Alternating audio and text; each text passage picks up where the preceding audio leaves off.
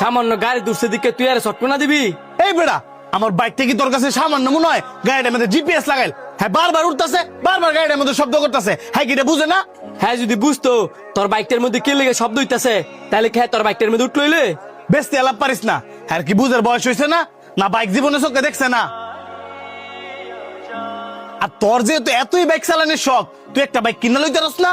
হ্যাঁ যা কইছে ঠিক হইতে কইছে, শরম নাই কিছু নাই, মানুষের বাইক দেখলেই সত্যি মন চায়। যা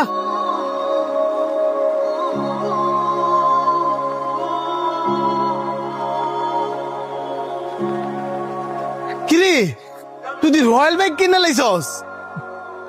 এই বাইক আমি কিনছি না, অন্তরে কিনছে। হ্যাঁ চালাইতে পারে না দেখে আমার দিছে চালাইতাম।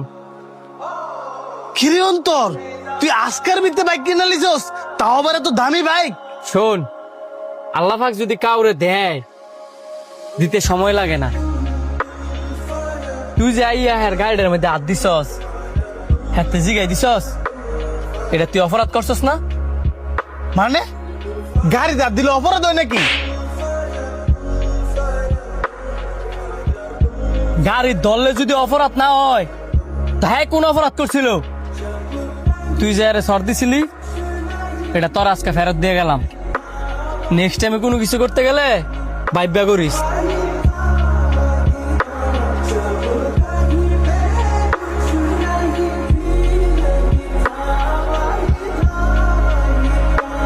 ভাই তোমার সাথে কিছু কথা ছিল, এখানে বলবি না বাইরে?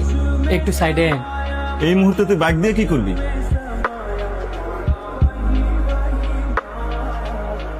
বুঝছি, আমার একটা বন্ধুর বাইক আছে, আজকের মধ্যে লইয়ে দিতেছে।